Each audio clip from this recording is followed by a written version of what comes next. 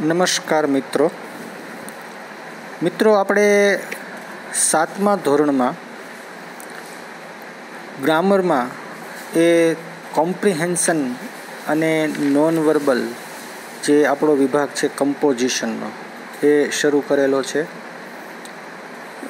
જે વિભાગમાં મિત્રો આપણે પહેલાં એ ડાયલોગ રાઇટિંગ એ આપણે સમજ્યું, બરાબર છે. ડાયલોગ રાઇટિંગ આપણું પૂર્ણ કરી અને આપણે નોન વર્બલમાં એ આવ્યા કે જેની અંદર આપણે 2 વિભાગમાં એ ક્વેશ્ચન્સ જે છે એની એ સમજૂતી મેળવી.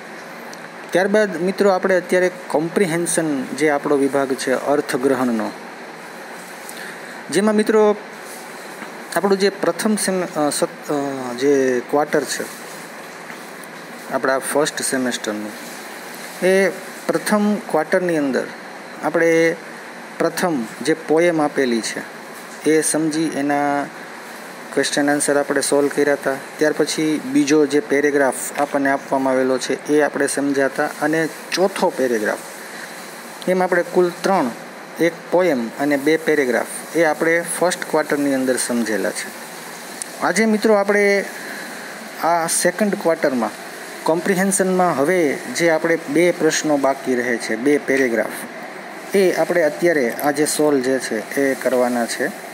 તો આપણી ગ્રામરમાં પેજ નંબર 52 ઉપર જો આપણે જોશું મિત્રો, તો એમાં જે ત્રીજો પેરેગ્રાફ છે કે જે પેરેગ્રાફને સમજી અને પેરેગ્રાફના આધારે જે આપણને પ્રશ્નો આપવામાં આવેલા છે, આપણે એ પ્રશ્નોના એ જવાબ અત્યારે એ લખવાના છે. તો સૌથી પહેલાં મિત્રો આપણે ત્રીજો પેરેગ્રાફ જે અત્યારે તમારી સ્ક્રીન ઉપર એ દેખાઈ રહ્યો છે એ પેરેગ્રાફને પહેલાં તો સમજીએ અને ત્યાર પછી આપણે એના પ્રશ્નો અને એના જવાબો જે છે એ લખશું. આ પ્રકારના પ્રશ્નો મિત્રો હવે આપણા 8મા ધોરણમાં, એ પછી 9મા અને 10મા ધોરણની અંદર પણ એ આવતા હોય, જેને આપણે અનસીન પેરેગ્રાફ તરીકે જ્યારે એ 8મા 9મા કે 10મા ધોરણમાં આપણે જ્યારે ભણશું, બરાબર, તો એ અનસીન પેરેગ્રાફ તરીકે એ આપણા સિલેબસની અંદર એ સામેલ થયેલા હોય છે. તો મિત્રો અત્યારે ત્રીજો પેરેગ્રાફ જે છે આપણે સોલ્વ કરીએ, જે તમારી સ્ક્રીન ઉપર દેખાઈ રહ્યો છે, તમે એમાં ધ્યાન આપો. Mister Fantus tied 100 balloons to his easy chair. Mister Fantus નામના એક વ્યક્તિ કે જે પોતાની જે બેસવાની ખુરશી છે એ ખુરશી ઉપર 100 ફુગ્ગાઓ હવા ભરેલા એ બાંધી દે છે. And set on the chair, અને પછી એ એની ઉપર બેસી જાય છે. Then he asked someone to fill gas in the balloons. ખુરશી ઉપર બેસીને એ ફુગ્ગાઓને ફૂલાવવા માટે કોઈ એક બીજો વ્યક્તિ છે, સમવન, એને એ કહે છે કે ભાઈ આ ફુગ્ગાઓ જે છે એ તમે ફૂલાવી આપો, એમાં ગેસ ભરી આપો કે જે ગેસથી એ ફુગ્ગા છે એ હવાની અંદર ઉડવા લાગે.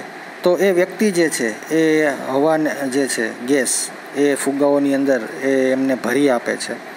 Slowly the balloons lifted the chair up. ધીરે કરતાં એક પછી એક ફુગ્ગાઓ જે છે એમાં ગેસ એ ભરવાનું શરૂ થઈ જાય છે, અને હળવે કરતાં આ ફુગ્ગાઓ જે ખુરશી સાથે બંધાયેલા છે એણે મિસ્ટર ફન્ટુસનો અને ખુરશીનો બંનેનો વજન એ ઉચકી અને હવામાં એ ખુરશી જે છે એ ઉપર જવા લાગે છે. લિફ્ટ થવું એટલે અહીંયા ઉચકાઈ જવું, બરાબર. ખુરશી છે એ ધીમે હવામાં ઉચકાવા લાગે છે. મિસ્ટર ફન્ટુસ વેન્ટ અપ, અને એની સાથે જે ખુરશી ઉપર બેઠેલા છે મિસ્ટર ફન્ટુસ, એ પણ એ હવામાં એ ઉપર જાય છે. He was sailing on the clouds. અને જોતામાં થોડી જ વારમાં મિસ્ટર ફન્ટુસ જે છે એ વાદળો સાથે વાતો કરવા માંડે છે, એટલા એ હવામાં ઊંચે એ ઉડી જાય છે.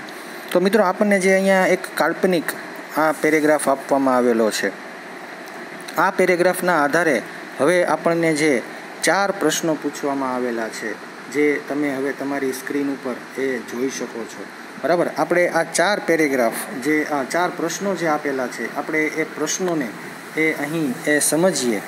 તો પહેલો પ્રશ્ન છે, how many balloons did mister Fantus tie to his easy chair. બરાબર ને. મિસ્ટર ફન્ટુસે કેટલા ફુગ્ગાઓ પોતાની ખુરશી સાથે એ બાંધ્યા હતા. તો પ્રથમ વાક્ય જે છે એમાં જ આ પ્રશ્નનો આપણને જવાબ મળી જાય છે. આપણે જવાબ લખશું, mister Fantus tied 100 balloons to his easy chair. Tie શબ્દ છે એની સાથે ડીડ વપરાયો છે, એટલે આપણે જ્યારે જવાબ લખશું ત્યારે ટાઈ શબ્દને ભૂતકાળમાં ફેરવી દેશું. ટાઈડ એવો શબ્દ બની જશે. Mister Fantus tied 100 balloons to his easy chair. ત્યાર પછી પ્રશ્ન નંબર 2, what did he ask someone to do. એણે કોઈકને શું કરવા કહ્યું, બરાબર ને. તો મિસ્ટર ફન્ટુશે કોઈક વ્યક્તિને એમ કીધું કે ભાઈ તમે આ ફુગ્ગાઓ જે છે એની અંદર ગેસ ભરી દો, બરાબર ને. તો આપણે જવાબ લખશું, હી asked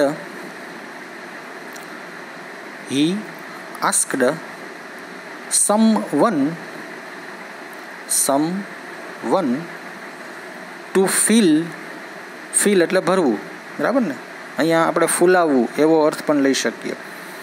two fill gas in the balloons, ફુગ્ગામાં હવા ભરી, ફુગ્ગામાં ગેસ ભરવાનું એમણે કોઈકને કહ્યું.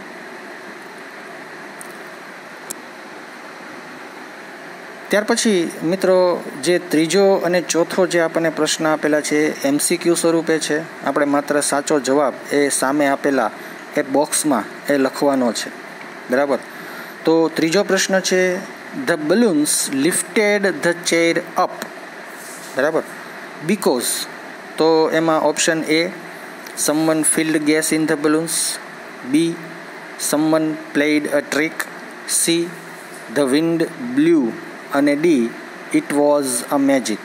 તો અહીંયા હવાની અંદર ખુરશી જે છે એ ઉચકાણી, બરાબર, કારણ કે કોઈકે એમાં ગેસ ભરી દીધો હતો. તો આપણો જવાબ છે option A, someone field gas in the balloons. Someone field gas in the balloons એટલે આપણે સામે આપેલા બોક્સની અંદર A માત્ર લખવાનો રહેશે. ત્યાર પછી ચોથો પ્રશ્ન છે, mister Funtoosh was sailing on the, બરાબર. તો મિસ્ટર ફન્ટુશ સેના ઉપર એ ઉડી રહ્યા હતા, બરાબર ને. કોની સાથે વાતો કરી એવા અર્થમાં. સેઇલ કરવું એટલે અહીંયા તરવું, બરાબર. હવાની અંદર કે પાણીની અંદર જ્યારે તમે મુસાફરી કરો તો એના માટે સેઇલિંગ એવો શબ્દ જે છે એ આપણે અંગ્રેજી ભાષામાં ઉપયોગ થાય છે. તો અહીંયા ઓપ્શન આપેલા છે, એમાં A, mountains, B, seas, C, rivers, કે D, ક્લાઉડ્સ. તો પેરેગ્રાફના આધારે આપણે અહીંયા જવાબ લખશું ઓપ્શન D, ક્લાઉડ્સ. એટલે આપણે માત્ર બોક્સની અંદર ઓપ્શન D જે છે એ જ લખવાનો છે. તો અહીંયા મિત્રો આપણો પેરેગ્રાફ નંબર 3 જે છે એ પૂર્ણ થાય છે. હવે આપણે પેરેગ્રાફ નંબર 5, બરાબર, ચોથો પેરેગ્રાફ જે છે એ આપણે ફર્સ્ટ ક્વાર્ટરમાં એ પૂર્ણ કરેલો છે. અત્યારે તમારી સામે જે સ્ક્રીન ઉપર હવે પેરેગ્રાફ જે દેખાઈ રહ્યો છે એ પેરેગ્રાફ નંબર 5 છે. આપણે સૌથી પહેલાં પેરેગ્રાફ સમજીએ, ત્યાર પછી જે પ્રશ્નો આપણને પૂછવામાં આવેલા છે એના આપણે જવાબ લખશું. પેરેગ્રાફ સરોજિની નાયડુ વિશે આપણને આપવામાં આવેલો છે, બરાબર. ભારતના બુલબુલ તરીકે જેમને મહાત્મા ગાંધીએ નામ આપેલું, બિરુદ આપેલું, બરાબર, એમના વિશે એક પેરેગ્રાફ આપેલો છે.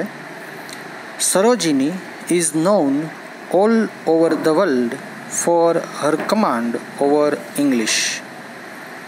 સરોજિની નાયડુ જે છે, બરાબર, નાયડુ એમની સરનેમ હતી. સરોજિની જે છે અહીંયા એ આપવામાં આવેલું છે. તો સરોજિની આખા વિશ્વમાં અંગ્રેજી ઉપર જે એમનું પ્રભુત્વ હતું, એટલે કે જે કમાન્ડ હતો, બરાબર, સારી રીતે અંગ્રેજી બોલી, લખી અને વાંચી શકતા હતા, કે જેમના કારણે થઈને આખા વિશ્વમાં સરોજિની જે છે એમનું એ નામ હતું.